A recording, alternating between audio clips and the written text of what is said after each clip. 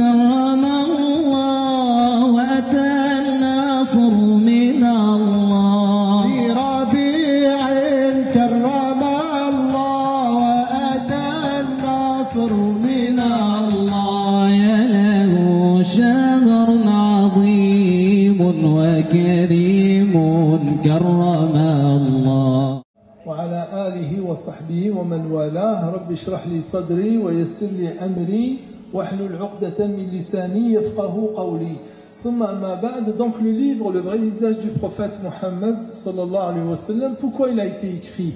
Enfin, il a été écrit pour parler du prophète sallallahu alayhi wa sallam, tout simplement parce qu'en fait nous vivons dans un pays, la France. Nous connaissons beaucoup de choses sur Jésus, et forcément, nous connaissons aussi certaines choses sur Moïse, nous connaissons des choses sur le bouddhisme, etc.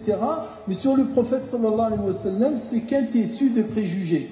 D'ailleurs, je tiens pour preuve sur ce point, récemment dans la dernière BD qui a été publiée par le journal Charlie Hebdo, le directeur de ce journal, il le dit en toutes lettres, c'est-à-dire noir sur blanc et de façon la plus explicite, nous ne connaissons pas Mahomet, point.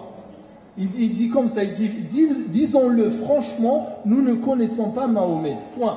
Donc cet aveu qui est direct et franc nous montre bien que beaucoup de gens malheureusement parlent du prophète de l'islam sans même le connaître. Et c'est pour cette raison que ce livre a été écrit suite bien entendu à l'affaire des caricatures en France 2006, février exactement. Et parler du prophète sallallahu alayhi wa sallam, c'est en quelque sorte un devoir. Un devoir pourquoi? Parce que le prophète lui-même le dit, Ballighu anni walaw aya, c'est-à-dire transmettez de moi ne serait-ce qu'un signe. Aya ici, c'est pas dans le sens de verset coranique, mais un signe du prophète. Parlez au moins de un de mes aspects, parlez au moins de un de mes comportements, parlez au moins de un de mes enseignements. Et Dieu sait combien de choses on peut dire sur le prophète sallallahu alayhi wa sallam, qu'Allah a envoyé comme exemple et qu'Allah a envoyé comme modèle à suivre. Pour les musulmans, donc la connaissance du prophète sallallahu alayhi wa sallam est un devoir. On ne peut adorer Allah qu'en suivant la voie du prophète sallallahu alayhi wa sallam. L'adoration d'Allah nécessite la connaissance de la façon de l'adorer, et la façon de l'adorer ne peut être que celle par laquelle le prophète Mohammed sallallahu alayhi wa sallam l'a adoré.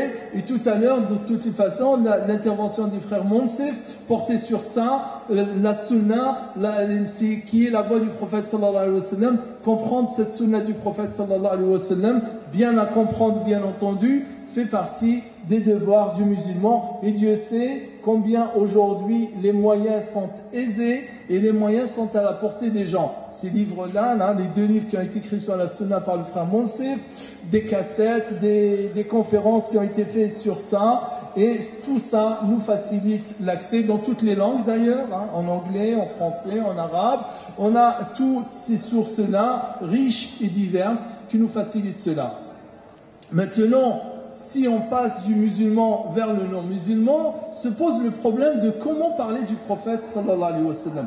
Comment parler du prophète sallallahu alayhi wa sallam, c'est pas dans un sens, je dirais, uniquement de communication, même si c'est un point important. Et c'est pas du tout, bien entendu, du point de vue marketing, parce qu'il y a aussi du marketing religieux, donc c'est pas dans ce sens-là, mais tout simplement parce que le musulman a le devoir de témoignage. Et le fait de suivre le prophète Mohammed sallallahu alayhi wa sallam implique forcément, et c'est pas moi qui le dis, jeune étudiant, mais les grands savants qui disent que le fait de suivre le prophète implique qu'on doit parler de lui. Et ça, on le trouve dans le verset coranique où Allah il dit ceci est ma voie ou celle-ci est ma voie. J'invite les gens à la voie d'Allah en toute clairvoyance, moi ainsi que ceux qui m'ont suivi. Moi ainsi que ceux qui m'ont suivi. قل هذه سبيلي أدعو إلى الله على بصيرة أنا ومن اتبعني. Deux exégètes, l'imam Zamakhshari et l'imam Ibn Badis, rahimahullah, grand exégèse algérien, mort dans les années 40, il dit, l'un et l'autre, ils disent, le fait de suivre le prophète Mohammed sallallahu alayhi wa sallam implique qu'on doit inviter à sa voix, implique qu'on doit parler, qu'on doit prêcher la voix du prophète Mohammed sallallahu alayhi wa sallam. Hadihi sabili ad'u ila Allah ana wa man ittaba'ani. Moi et ceux qui m'ont suivi, tous nous prêchons la voix, nous prêchons cette voix qui mène à Allah. Donc nous, musulmans, selon les niveaux des uns et des autres, selon les âges des uns et des autres, nous pouvons tous témoigner, nous pouvons tous transmettre, et la transmission, elle se fait par la parole et elle se fait aussi par la pratique. Quand quelqu'un est identifié comme musulman, ou en apparence musulman, puisqu'apparemment il existe cette catégorie de musulmans d'apparence, donc s'il est, disons, identifié en tant que tel, en quelque sorte, par son comportement tout naturel, et aussi son comportement sans qu'il ne fasse attention à la façon dont il se comporte, les gens regardent en lui et les gens voient en lui un musulman. Comment il fait? Donc il va manger, je ne sais pas, une banane, est-ce qu'il va jeter les l'épluchure ou bien il va me mettre dans une poubelle? Je ne sais pas, il ouvre un chewing-gum, qu'est-ce qu'il va faire? Il va manger le chewing-gum, il va prendre le papier, le mettre dans sa poche ou bien il va le jeter par terre. Alors il dit merci, il ouvre une porte, est-ce qu'il va la laisser derrière lui, disons, se refermer à la face de celui qui est derrière lui, ou bien il va tenir la porte et faire attention à celui qui est derrière. Il dit merci, il dit s'il vous plaît, etc. Toutes ces choses-là que nous faisons de façon naturelle, tout un chacun peut les faire et de voir en lui un comportement d'un individu, d'une personne, mais quand c'est le musulman a fait, le musulman a dit. Puisqu'il en est ainsi, donc on doit redoubler d'attention et on doit redoubler de vigilance. Et c'est pour cette raison, ça c'est dans la pratique, et Dieu sait combien les gens, les non-musulmans, j'entends, voient le prophète à travers le comportement des musulmans. Ça a été dit déjà depuis les années 50, la fin des années 50. Un grand auteur de la biographie du prophète Mohammed, en l'occurrence Montgomery Watt, et je le cite à la fin du livre, il dit que les musulmans ont beaucoup de travail à faire.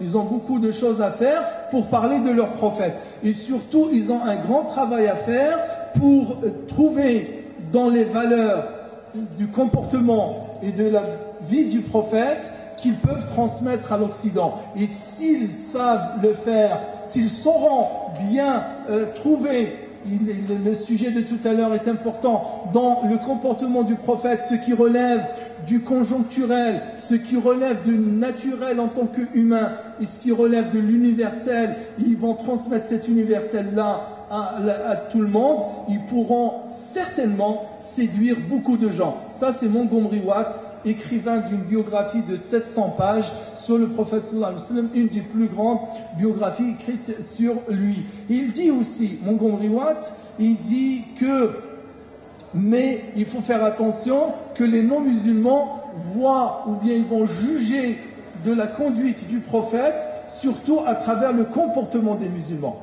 Ils vont juger la valeur et aussi l'image qu'ils donneront au prophète à travers l'image que renvoie la communauté musulmane. Et ça a été dit depuis les années 60 et ça a été dit encore tout récemment dans l'affaire des caricatures. Nous avons tous été attristés. Et je vous dis une chose, l'imam de la Mecque, l'imam du Haram al-Mekki, le vendredi du début février, je ne me rappelle plus lequel, il a pleuré sur le minbar. Il a pleuré sur le minbar quand il a évoqué les caricatures qui ont été faites sur le prophète sallallahu alayhi wa sallam. Pleurer sur le minbar parce qu'il était touché dans son cœur, dans sa chair, dans son amour propre, que le prophète sallallahu alayhi wa sallam pose sur sa tête une bombe. Parce qu'il a été dessiné avec un turban en forme de bombe dont la mèche était allumée. Ça a choqué tous les musulmans. Mais pourquoi ça a été fait? Eux, ils ont dit ça. C'est-à-dire ceux qui l'ont fait et ceux qui ont été derrière la propagation de cette caricature. Ils ont dit parce que c'est l'image que nous renvoient les musulmans. Cette violence qui se passe ici et là et qui est faite par des musulmans au nom de l'islam, en groupe, plus ou moins nombreux, ici et là, c'est cette image-là qu'on nous renvoie les musulmans, donc voilà comment on voit le prophète. Mais en fait, c'est faux. faire porter le chapeau de cette violence au prophète Mohammed sallallahu alayhi wa sallam, c'est injuste, parce qu'on ne peut lui faire porter comme responsabilité que celle qui est la sienne, ses paroles et son comportement. Et quand on regarde dans les paroles et les comportements du prophète sallallahu alayhi wa sallam, on ne voit pas point cela. On nous dit par exemple, on nous dit que de sa vie, durant 10 ans, 10 ans, c'est la période mécoise, 11 ans, le prophète il a mené 23 batailles. 23 batailles. Parfois même, on remonte le chiffre jusqu'à 31 batailles. En fait, ça c'est de la tromperie. Ça c'est de la tromperie. Parce que déjà, premier point, sur ces 30 batailles, il n'y a eu que 6 dans lesquelles il y a eu confrontation. Il y a une confrontation, c'est-à-dire qu'il y a eu belligérance entre les deux parties, la partie musulmane et la partie non musulmane de l'époque. Deuxième point, c'est que si on regarde le champ de bataille, il était tout autour de Médine. C'était pas à l'extérieur, à part une qui était à Byzance, à part celle-là, et une autre qui était du côté de la Perse. Et parce que le prophète sallallahu alayhi wa sallam, il a pris les devants, sachant que l'ennemi se préparait à l'envahir, il a préféré aller plus loin. À part ces deux-là, les autres, se sont toutes déroulées autour de Médine. Et qui dit qu'elles se sont déroulées autour de Médine, c'était donc la défense du territoire musulman que voulaient les coalisés, notamment Ghazwat al-Ahzab, les coalisés au point où le prophète sallallahu alayhi wa sallam, pour se protéger, il a dû, lui et ses compagnons, creuser une grande tranchée, d'où on appelle aussi Ghazwat al-Khandaq, la bataille de la tranchée, pour se protéger. Pour se protéger, ils étaient plus dans la protection. Ça, c'est le deuxième point. Donc, le premier point, c'est le nombre de belligérances réelles. Le deuxième point, c'est la géographie de ces batailles-là. Et le troisième point, c'est le nombre de victimes dans toutes ces batailles-là. Dans toutes ces batailles-là, les 6 batailles qui ont eu lieu, le nombre de victimes n'a pas dépassé les 370. 370, je dis bien 310 victimes dans toutes ces 6 batailles-là et à peu près 200 du côté des musulmans. Pourquoi? Parce que c'est la tuerie ou bien faire du mal à l'ennemi n'était pas voulu, n'était pas recherché, puisqu'on finissait au bout de quelques jours ou de quelques semaines au plus à trouver un accord et un arrangement entre les deux parties. Donc, parler de cet aspect-là, c'est un des points, et vous avez tout un chapitre qui est consacré à l'expression djihad. L'expression djihad que beaucoup de musulmans ne comprennent pas, et forcément les non-musulmans ne peuvent que totalement ignorer ou dénaturer. Le terme djihad, quand on le trouve, il vient de 3 lettres. La source, Jim, et le Ha et le Dal, qui est le juhd, qui est l'effort. Une fois le prophète sallallahu alayhi wa sallam, il partait en sortie, en bataille, et il y a un qui vient le voir, il dit, le prophète, je sors avec toi. Il lui dit, est-ce que tes parents sont vivants? Ton père et ta mère sont vivants? Il dit oui. Il lui dit, idhab fafihima fajahid. Va faire le djihad avec tes parents. Donc c'est ce que je dis dans le livre de façon un peu ironique. Est-ce que le prophète il lui a suggéré d'aller combattre ses parents? Non. Il lui a dit, va faire l'effort de te comporter de façon pieuse vis-à-vis de ton père et de ta mère. Donc ceux qui voudraient donner comme synonyme ou simple ou unique signification du mot djihad, bataille et combat sont complètement à côté du sens linguistique et du sens conceptuel du mot. Le prophète sallallahu alayhi wa sallam il dit Aïcha et d'autres femmes lui demandent, Ya Rasulallah, pourquoi il n'y a pas de djihad pour les femmes? Il a dit, Inna Allah kataba alaykum jihadan la shawkata fih, al-hajj. Il leur a dit qu'Allah vous a prescrit un djihad dans lequel il n'y a pas de combat, c'est le hajj. Le hajj, c'est le djihad de la femme. Est-ce qu'il y a combat dans le djihad? Dans le hajj? Oui, c'est vrai qu'on lapide shaitan avec les petits 7 cailloux multipliés par 3, mais c'est pas dans ce sens-là. Donc, parler de ce point-là, et on le dit, et je le dis solennellement. Wallah, c'est-à-dire si quelqu'un comprend ces arguments-là, il peut parler avec le plus pacifique, je dirais même le plus pacifiste des pacifistes. Il n'a pas à rougir, il n'a pas à être complexé quant à toute l'histoire de la violence dans l'islam et le statut de la violence dans l'islam. Et c'est pour cette raison que dans l'édition précédente, j'ai été avec beaucoup de savants et très touché par ce qu'avait dit le pape à Ratisbonne en disant que qu'est-ce qu'a rapporté Mohammed si ce n'est de la violence et de la désolation, et beaucoup de savants bien sûr ont répondu à lui, car c'est faux, ce n'est pas ce qu'il a apporté Mohammed sallallahu alayhi wa sallam, puisqu'Allah il dit de lui وَمَا أَرْسَلْنَاكَ إِلَّا رَحْمَةً لِلْعَالَمِينَ, nous t'avons envoyé en tant que miséricorde. Donc il y a ce point. Un autre point important qu'il y a dans le livre et qui a été aussi en quelque sorte suggéré et énoncé par les caricatures, le prophète et sa relation avec les femmes. Le prophète sallallahu alayhi wa sallam et sa relation avec les femmes. Là aussi sur ce point on peut parler et parler encore. Le prophète sallallahu alayhi wa sallam, ses enseignements jusqu'à aujourd'hui, avec tout ce que la femme a acquis comme émancipation, a acquis comme liberté et droit, je pense qu'il y a encore beaucoup de chemin à faire pour arriver au statut et à la dignité que le prophète sallallahu alayhi wa sallam a donné à la mère. Je cite un exemple ici où le prophète sallallahu alayhi wa sallam était en public. Il était en public avec son épouse. Le prophète sallallahu alayhi wa sallam se met à genoux, il met un genou à terre et un autre genou il le relève. Sa femme, elle pose son pied sur son genou pour monter sur le chameau.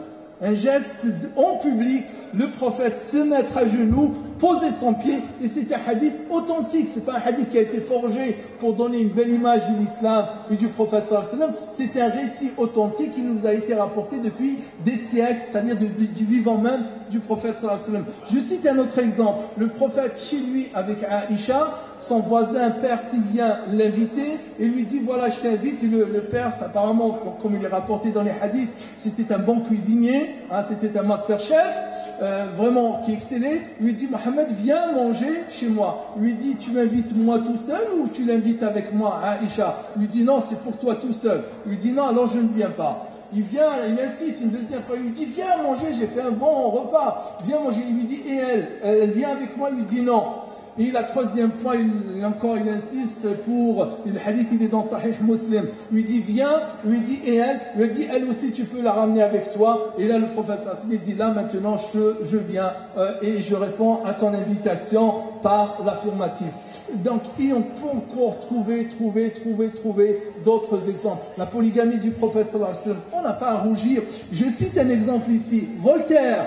Je ne dirais pas le Dieu, mais le prophète de libéralisme, de l'esprit, des Lumières et de la laïcité. Il dit je l'admire, c'est écrit ici, c'est d'une source authentique dans l'encyclopédie philosophique de Voltaire. Il dit je l'admire, comment il a pu et comment il a réussi à faire régner la paix entre ses épouses. Et il dit encore d'autres choses sur Voltaire.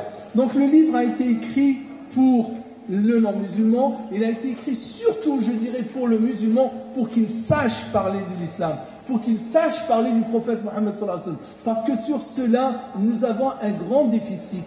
Nous avons un grand déficit, à part, je dirais, le frère Tariq, Ramadan, deux ou trois autres personnes. Le reste, il y a vraiment un travail énorme à faire. Je ne parle pas de Chelroubi, de Charlot, et donc la façon dont il parle de l'islam, je ne parle pas de ça, mais je parle de, on doit parler. Et pour parler, Allah nous le dit, il faut parler avec sagesse, il faut parler avec clairvoyance, il faut parler avec la langue des gens. وَمَا أَرْسَلْنَا مِن رَسُولٍ إِلَّا بِلِسَانِ قَوْمِهِ لِيُبَيِّنَ لَهُمْ. Allah nous le dit dans le Coran, nous n'avons envoyé aucun messager sans qu'il soit dans la langue de ceux à qui il a été envoyé. Et je dirais même plus, c'est pas qu'il a dit dans l'ouratat, c'est pas dans la langue, dans l'idiome. C'est-à-dire que si une contrée, ils ont un idiome, ils ont un patois, ils ont un parler local, régional, et donc le prophète ou le messager qui doit s'adresser à ces gens-là, il doit connaître cet idiome-là, il doit connaître ce patois-là pour transmettre le message. Et nous, donc c'est pour cette raison, beaucoup nous demandent pourquoi il n'est pas traduit en arabe. Qu'est-ce qu'on a à traduire en arabe? Il y a des milliers de livres qui parlent du prophète en arabe. Mais en français, on a très peu de livres qui parlent parle du prophète sallallahu alayhi wa sallam. Et c'est pour cette raison qu'il a été édité, et ça c'est une fierté. Il y a 2 ou 3 livres en France ces 4-5 dernières années qui ont atteint ce tirage. Il y a le livre de Sarkozy, hein, la République, la spiritualité et la citoyenneté. Il y a le livre d'Elisabeth Badinter sur la femme et le féminisme et la mère et le féminisme, et notre livre qui est aujourd'hui à 160 000 exemplaires, et Inch'Allah au mois de Ramadan on va atteindre les 200 000 exemplaires Bidnillah Ta'ala, qui ont été distribués. Sarkozy l'a eu dans les mains, Valls il l'a eu depuis 4 ans dans les mains dans un dîner qu'on a fait à la mosquée d'Evry au mois de Ramadan. Il a eu le livre, et d'autres ministres, Nathalie Kosciusko-Morizet, etc. Donc beaucoup de ministres qui l'ont eu dans les mains. Bien entendu, c'est notre devoir de transmettre. Des rabbins, des prêtres l'ont eu, des maires, des profs, des pharmaciens, des boulangers, etc., etc., des étudiants, etc. Et ça, c'est notre devoir de participer, parce que je n'ai pas le temps de parler une demi-heure avec quelqu'un, mais j'ai 2-3 minutes pour échanger avec lui. Je lui glisse le livre dans les mains, je lui dis voilà, c'est un livre que je t'offre. Il coûte 1 euro, hein, donc il est ici dans le stand, c'est un tirage juste pour couvrir les frais, et je vous l'offre, lisez tranquillement. D'autres aspects dont on parle, la relation du musulman avec le non-musulman, et c'est dans le chapitre l'islam et la diversité, ou bien l'islam ou le respect de la diversité, c'est la page 63. Vous avez un verset en bas de cette page, et je vous invite à lire l'exégèse que fait de ce verset un savant du 8e siècle. Un savant du 8e siècle musulman de l'ère hégirienne, à savoir Ibn Kathir. Comment il fait un hymne et comment il fait l'éloge de la diversité, qu'aujourd'hui certains qui se disent des pays libres, des pays accueillants, et aussi où il y a l'ouverture de l'esprit et qui prônent le bien vivre ensemble, comment, et qu'il nous montre un texte ou je ne sais pas, un quelconque décret ou loi qui fait une éloge aussi belle pour la diversité. Nous trouvons ça dans le Coran. Donc il y a d'autres et d'autres points sur la vie du prophète sallallahu alayhi wa sallam que je vous invite à lire, parce qu'en lisant, on forge des arguments, et en forgeant des arguments, nous parlerons à bon escient du prophète Mohammed sallallahu alayhi wa sallam. Voilà, j'en ai terminé de la présentation du livre. Il est là tout autour de ce stand. Il est donc en vente pour un prix vraiment symbolique, et parce que le but, c'est de prendre plusieurs exemplaires de ce livre et le distribuer autour de soi pour 1 euro. Vous ne pouvez pas savoir ce que vous pouvez réaliser dans la tête et l'esprit de celui qui va le lire, quel que soit. Vous lui offrez le livre et vous le laissez, lui et le livre, à ces moments de tranquillité, lire et juger de la valeur de ce prophète. Maintenant, si vous avez quelques interrogations ou des précisions à demander pendant 5 minutes, Inch'Allah, je suis prêt à répondre à vos questions.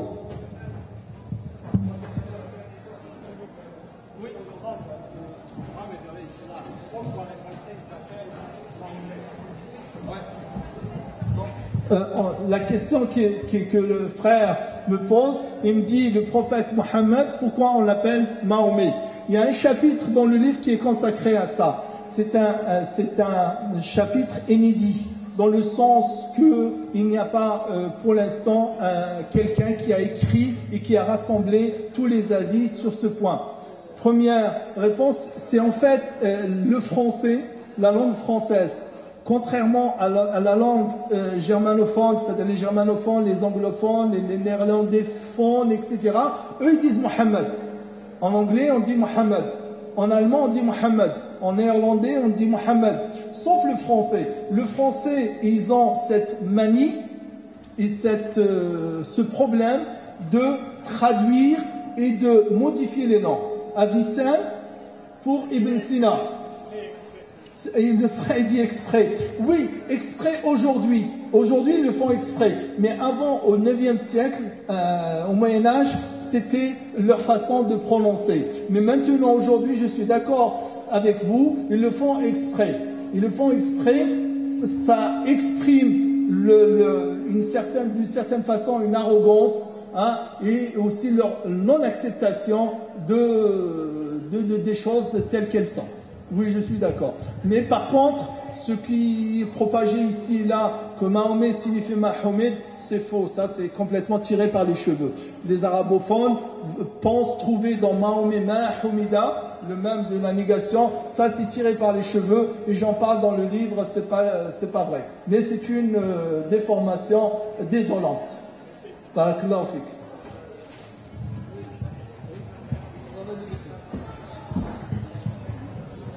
Il y a une autre question.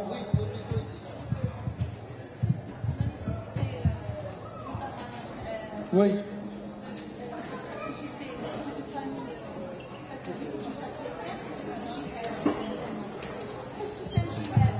Lequel? Oui, oui, absolument. Absolument. Donc la sœur me dit, donc pour ceux qui ont participé à la manifestation contre le mariage pour tous, est-ce que c'est un djihad, en quelque sorte, c'est un effort qui fait dans la voie d'Allah Ta'ala? Absolument. Absolument. Moi, j'ai une photo pour vous dire que je suis de la première manif à d'Enfer au Chro. J'ai participé. Hein, j'ai participé à ça et il fallait participer. Et là, puisque je suis dans ce stand, je loue l'UOIF d'avoir fait un appel à la première manif et à la manif de la dernière fois. C'est vraiment quelque chose qui m'a personnellement réjoui et honoré. C'est vraiment là, l'UOIF, elle est décomplexée. Elle est décomplexée parce qu'on veut, c'est une association religieuse, etc. C'est vraiment un pas dans la citoyenneté. Et je remercie bien les frères qui ont fait cet effort de faire cet appel. Donc il fallait le faire.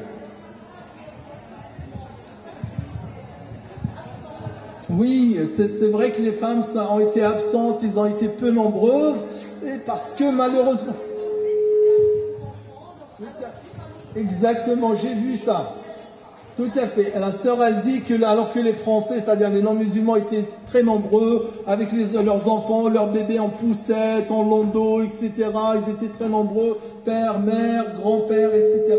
Les musulmans et musulmanes étaient absents, c'est vrai. C'est vrai et c'est dommage. C'est dommage en fait parce que les relais de transmission de l'information sont absents ou sont défaillants.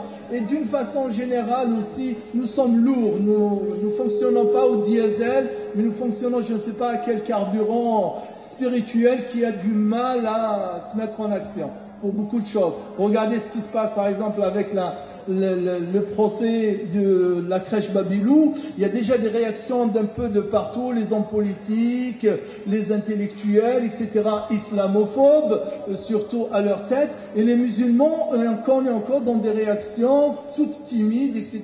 On attend quand ça nous tombe sur la tête une nouvelle loi, certainement, puisqu'on s'achemine vers ça, pour réagir, et ça sera trop tard. Donc là, il faut réagir, voilà, et ne pas regarder aux autres. Chacun prend ses responsabilités, aller de l'avant.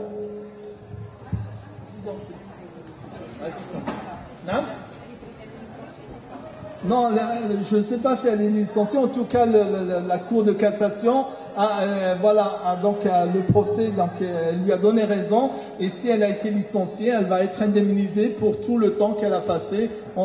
Certainement, elle va être. Mais il faut le soutien. Il faut le soutien. Il faut écrire. Il y a une pétition actuellement qui circule sur ce point-là, donc faite par le CCIF. C'est un appel qui a été fait par 40 personnalités, dont plus des 4/5e sont des non-musulmans, mais seulement il y a encore des justes dans la société. On peut les appeler les justes, parce que dans la société française, il y a des hommes justes, à savoir qui ont des positions vis-à-vis de l'islam et des musulmans qui sont justes, et ces gens-là ont signé cette pétition, ou bien cet appel à pétitionner, et il faudra que tout un chacun d'entre nous le fasse, et invite les gens qui sont autour de lui à signer cette pétition. Et cette fois-ci, ça ne doit pas passer, Inch'Allah. Ça a été fait en 2004, la loi du 15 mars. Ça a été fait encore pour la loi sur le niqab. Vous imaginez, dans le pays de liberté, le pays des droits de l'homme, on interdise à une personne de se vêtir de la façon dont il l'entend. Mais c'est inouï, c'est démoniaque. Je dirais que c'est pas possible, ça ne peut pas arriver. Même les chiens, ils s'habillent comme ils veulent. C'est-à-dire on les habille comme on veut.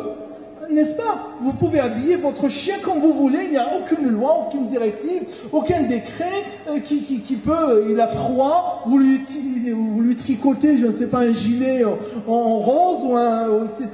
Vous avez le droit de le faire. Sauf la musulmane. Mais c'est dément, c'est dément. Et comment on peut laisser faire ça? Comment on peut laisser faire ça? Donc c'est quelque chose qui ne doit pas passer, ça ne doit pas repasser, et on doit inverser. Les lois qui ont été votées, elles doivent être revotées. Les lois qui ont été sorties, elles doivent être corrigées, et ça sera notre combat et le combat de nos enfants. En 2007, j'étais moi et ma femme deux à voter. Les élections prochaines, il y aura moi, ma femme et mon fils, le grand, qui va voter. Et les suivantes, il y aura moi, ma femme et 3 de mes enfants qui vont voter. Il y a 5 voix qui vont s'ajouter. Ça, je l'annonce à qui il veut. Nous serons 5 à voter en 2017. Voilà, Inch'Allah. Et voilà. Et si en 2012, on a réussi à faire tomber le candidat de l'islamophobie, Inch'Allah, les prochaines élections, on va élire le candidat de l'anti-islamophobie. Vous êtes d'accord avec moi? Dites Inch'Allah. Inch'Allah. Je le dis bien, on a fait tomber le candidat de l'islamophobie en 2012. Le Sarkozy, je l'ai écrit entre les deux tours, je l'ai écrit, le texte il est dans ouma.com, on a mobilisé depuis l'Aïd, depuis 6 mois avant les élections, on a commencé à mobiliser et on a réussi à le faire tomber. C'est nous qui avons fait tomber la candidature de Sarkozy. Donc ça c'était en 2012 et les prochaines élections, ça doit être nous les musulmans qui vont élire ou bien qui vont peser sur l'élection du prochain candidat et du prochain président. Et ce président, nous lui demandons une seule chose pour l'instant, de se positionner vis-à-vis de l'islamophobie. Je vous le dis en toute sincérité, je ne suis pas là, je ne suis aucun homme politique, je suis un prof, un enseignant, un simple imam, d'accord? Je ne prêche à aucune parti politique, mais je le dis, il faut qu'on se mobilise en tant que citoyen. Au-delà des fédérations, au-delà des grandes organisations, tout un chacun citoyen à l'âge de voter doit prendre lui cette position, il doit mobiliser autour de lui et on est capable. Parce qu'aujourd'hui, je ne sais pas qu'est-ce qui reste. Il reste une seule chose, qu'on ramène une personne sur la place publique et je ne sais pas, on va lui faire quelque chose d'humain pour nous faire réagir parce que ça se fait en dehors de la place publique. Des femmes sont insultées, des femmes on leur crache derrière, des femmes sont, je ne parle pas des gestes, etc., pour le fait qu'elles sont musulmanes et qu'en apparence, on voit d'elles des signes des musulmans. Des chauffeurs de bus, parce qu'ils portent une barbe, une personne, et ça n'existait pas. Avant, je parlais avec des chauffeurs de bus, avant, on passait, on faisait un geste, on faisait ouf, on poussait un soupir. Excuse-moi, juste je termine cela, et il passait. Aujourd'hui, des gens montent dans le bus, tu vois le chauffeur de la RATP avec barbe, lui dit écoute, rentre chez toi. Il ne sait pas que le gars, il est né ici, le jeune, il est né ici. Et il est peut-être aussi, même ses parents sont nés ici, ils sont dans la 2e ou la 3e génération, rentre chez toi. Mais il me dit, je suis français. Oui, fallait. Vas-y, fadal. Une question, donc pas sur le livre, elle dit c'est quoi le soufisme et est-ce que le prophète sallallahu alayhi wa sallam a été soufi? Le prophète sallallahu alayhi wa sallam a été prophète. Allah il dit Inna arsalnaka, nous t'avons envoyé en tant qu'avertisseur, annonciateur de la bonne nouvelle, invitant à Allah et comme lampe éclairante et comme lumière éclairante. Donc le prophète sallallahu alayhi wa sallam a été tout cela à la fois. Le prophète sallallahu alayhi wa sallam a été une miséricorde. Nous t'avons envoyé que comme une miséricorde. Il n'a pas besoin de se limiter à un tissu. Vous savez ce que c'est le soufisme? Il vient de quoi en arabe? Il vient de sauf, de la laine, c'est-à-dire de celui qui se couvre de laine. Donc le prophète ne peut pas être réduit à la matière des tissus de son vêtement qui vient de la laine.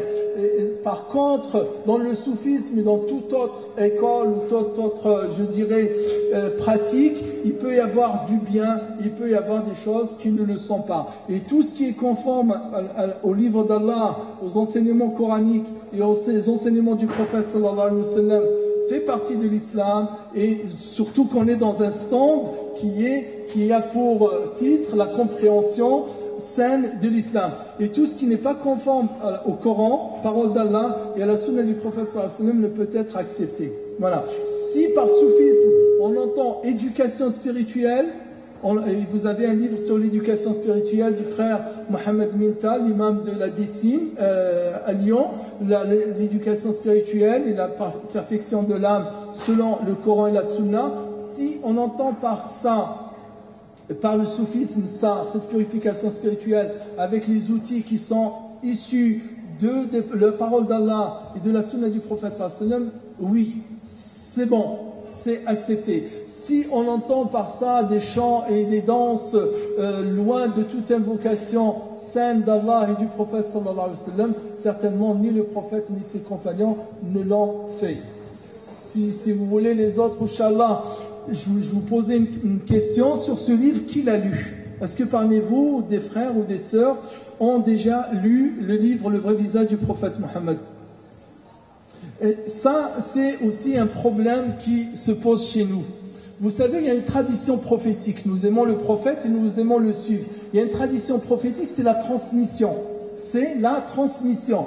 Le prophète avait comme pratique, à la fin de son prêche, de ses interventions, de dire فَلْيُبَلِّغْ الشَّاهِدُ مِنْكُمُ الْغَائِبَ فَلْيُبَلِّغْ الشَّاهِدُ مِنْكُمُ الْغَائِبَ. Il l'a fait pendant son plus grand serment, le serment de l'adieu, lors de son dernier pèlerinage.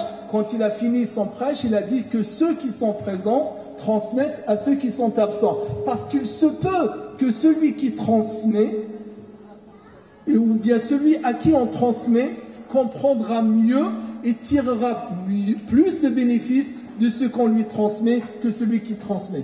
Donc, nous avons ce problème. Je reviens de Bruxelles, j'étais hier, j'ai fait un séminaire sur la da'wa, la prédication, et j'ai demandé aux frères de Bruxelles, est-ce qu'ils connaissent une initiative qui a été faite sur l'islam par les frères de Liège, les frères et sœurs de Liège.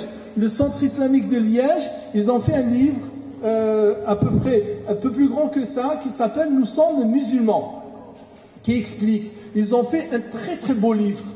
Très beau, avec des mosaïques, des calligraphies en turquoise, des belles couleurs, et à l'intérieur pareil aussi, qui parle de l'islam, et qu'ils ont distribué gratuitement dans une enveloppe cartonnée, très très belle enveloppe cartonnée, et qui a été distribuée à des milliers d'exemplaires. Je leur ai dit, est-ce que vous avez entendu parler de ce projet? Ils ont dit non, on ne le connaît pas. Et pourtant Liège, Bruxelles, et c'est pas quelques dizaines ou quelques centaines d'exemplaires, c'est des milliers d'exemplaires. Donc, et ici aussi, certains me disent le livre je ne le connais pas. Et pourtant il y a 120 000 exemplaires qui ont été distribués, et il y a 40 000 exemplaires rien que pendant cette rencontre du Bourget ont été édités pour cela. Donc, ce livre parle du prophète sallallahu alayhi wa sallam. Il nous donne les arguments et aussi nous donne la façon dont on s'adresse aux uns et aux autres pour parler du prophète Mohammed sallallahu alayhi wa sallam. Encore une fois, il est présent ici, il coûte 1 euro. 1 euro. Pardon? Oui, il coûte 1 euro seulement. Il est là ici. Donc la sœur elle me dit, est-ce qu'on peut l'acheter? Oui, on peut l'acheter. Il coûte 1 euro. Avec 10 euros, vous avez 10 exemplaires. Vous les distribuez autour de vous. Non. J'ai un chapitre, donc le frère me dit, il y a le mot islamiste et djihadiste qui est propagé par les moyens. On ne peut pas lutter contre ces moyens. C'est pour ça qu'on les appelle les mass médias. Mass média, c'est une information, c'est une communication de masse. Et c'est pour cette raison d'ailleurs que je vous invite, et j'insiste encore sur votre participation individuelle et qui, je dirais, à votre petite échelle, si vous distribuez 3 livres, par exemple 3 exemplaires, vous touchez certainement 3 personnes qui eux-mêmes, s'ils vont le donner aux autres, ils vont toucher 3 autres personnes et on pourra contrer, je dirais, avec de petits moyens cette propagande qui est faite contre le prophète, contre l'islam, contre certains concepts de l'islam. C'est pour cette raison qu'il y a tout un chapitre qui est consacré au djihad, qui corrige la terminologie. Je l'écris, il y a un titre ou un sous-titre du livre qui s'appelle « Que ces gens ne sont pas djihadistes mais des terroristes ». Il est là, vous le trouverez en sous-titre, ils ne sont pas des djihadistes mais des terroristes. Pourquoi? Parce que le mot djihadiste, ici, il est tiré du terme djihad, donc c'est à partir de la page 77, donc on ne peut pas le coller ou la coller à quelqu'un qui ne fait que du mal et qui fait du désastre pour des innocents. Non. Le djihadiste, c'est le vrai combattant qui combat face à face son ennemi. Ça, c'est un djihadiste. Mais c'est le lâche qui pose une bombe à l'insu des gens et tue des innocents. C'est pas un djihadiste, c'est un terroriste. Voilà. Voilà. Et les 3 livres, vous avez le choix encore. Il n'y a pas que notre livre, le vrai visage du prophète Mohammed. Les 3 livres à 3 €. 2 €. Allez, ils ont baissé le prix. Depuis tout le. Allez, 2 €, vous avez 3 livres que vous pouvez lire et propager et distribuer autour de vous. Donc, soyons, barakallahu fikum, entreprenants. Soyons actifs. D'accord? On se lamente, on se plaint, on se porte en victime. Non, on nous tire dessus, on nous crache dessus, on dit de nous du mal, on fait de la propagande contre nous, etc. Tout ça est vrai. Personne ne peut le nier. Mais qu'est-ce que nous avons fait? Qu'est-ce que nous faisons? Qu'est-ce que nous avons l'intention de faire, nous? Chacun à sa petite échelle. Je disais tout à l'heure que le prophète nous invite à parler de lui. Il dit, transmettez de moi ne serait-ce qu'un signe, ne serait-ce qu'un signe, walaw aya, aya dans le sens signe. Alors nous avons l'occasion de transmettre des centaines de signes sur le prophète, son comportement, ses dires, ses faits, sa relation avec les femmes, sa relation avec les non-musulmans, sa ibada, sa façon de manger, ce chapitre-là, sa description physique du prophète sallallahu alayhi wa sallam, comment il était humain. Donc pourquoi s'en priver uniquement pour 1 €? Hein? Donc et après qu'on vienne pas pleurer, pourquoi il dit ça? Vous savez, la seule communauté dont personne n'hésite à cracher, je dis bien à cracher, c'est les musulmans.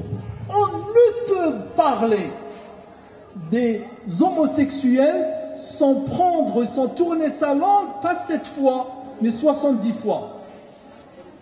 Ils sont une minorité. On ne peut parler des juifs, alors là, on n'ose même pas penser dans sa tête.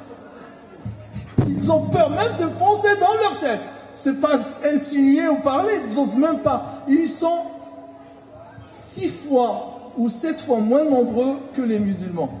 Et les musulmans, tout un chacun, le dernier des derniers, il vient, il crache. Vous savez la loi sur pour les nounous, qu'on appelle la loi sur les nounous, hein, donc celui qui a été proposé l'année dernière et qui n'a pas été discuté et voté. Vous savez qui l'a proposé?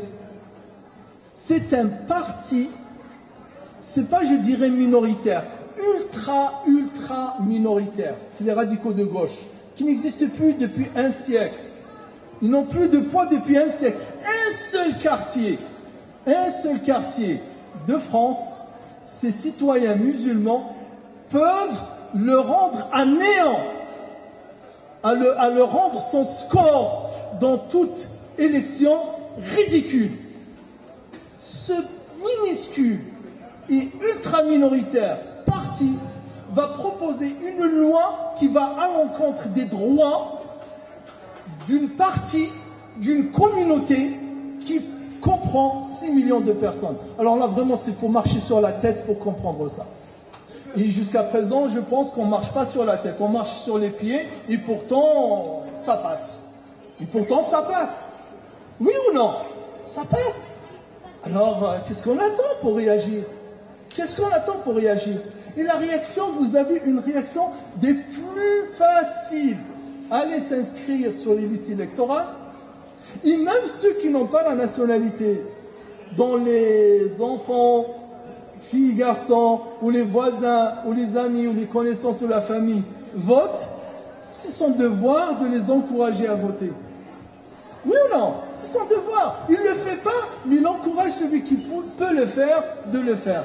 Donc voilà, n'attendons rien, réagissons, barakallahu fikum. Votons, votons, votons. C'est une arme redoutable. Wallah, c'est une bombe. C'est une bombe avec un grand B. Et il tremble de ça. Mais sauf que le malheur, c'est que nous détenons une arme redoutable et nous l'ignorons. C'est comme, je ne sais pas, vous donner dans les mains d'un bébé un diamant, un saphir dans sa main, il joue avec, un bébé avec un saphir dans les mains qui vaut peut-être des millions d'euros, il joue avec et il ne sait pas, il ne connaît pas sa valeur. Nous sommes dans la même situation. Nous, les musulmans de France, nous détenons quelque chose qui est une force redoutable, le droit de voter, la faculté de voter. Vous imaginez que vous avez réussi à faire tomber un président, un candidat. Eh bien oui. Donc vous êtes capable aussi de remonter et d'élire un candidat. Farid, je crois que j'ai fini. Voilà, si vous avez d'autres questions, et on reste sur le livre et sur la da'wa. Nous sommes la communauté de la da'wa. Nous sommes la communauté de la da'wa et nous devons faire la da'wa. Et la da'wa, c'est la meilleure des choses. Allah nous dit وَمَنْ أَحْسَنُ قَوْلًا مِمَّنْ دَعَا إِلَى اللَّهِ وَعَمِلَ صَالِحًا وَقَالَ إِنَّنِي مِنَ الْمُسْلِمِينَ. Qui est meilleur en parole? Qui est meilleur en parole que celui qui invite à Allah, celui qui invite à l'islam et il fait œuvre pieuse et ensuite il dit je suis musulman. Vous voyez le verset? Il dit d'abord il fait da'wa, il fait le bien et par la suite il dit musulman. Nous on dit on est musulman, on ne fait ni da'wa ni on fait le bien. Donc là il faut être cohérent barakallahu fikum avec soi, da'wa, da'wa. Et le prophète de dire que si Allah guide par ton biais une personne, c'est mieux pour toi que toute l'étendue de cette terre qui est autour de toi et les biens et les richesses qu'elle contient. As'alullah ta'ala an yaj'alana du'ata إلى الخير أن يجعلنا هداة مهتدين وأن يوفقنا لما يحبه ويرضى وأن ينصر الإسلام والمسلمين وأن يعز الإسلام والمسلمين في هذا البلد. اللهم اغفر لنا وارحمنا وعافنا واعف عنا وانصرنا بالإسلام قاعدين وانصرنا بالإسلام واقفين وانصرنا بالإسلام راقدين ولا تشمت بنا أعداء حاسدين ولا تشمت بنا أعداء حاسدين. من أراد بالإسلام والمسلمين خيرا فوفقه ومن أراد بالإسلام والمسلمين في هذا البلد وفي غيره شرا فأشغله في نفسه ورد كيده في نحره إنك سميع قريب مجيب والحمد لله رب العالمين وسبحانك اللهم وبحمدك أشهد أن لا إله إلا أنت أستغفرك وأتوب إليك. بارك الله فيك. الله الله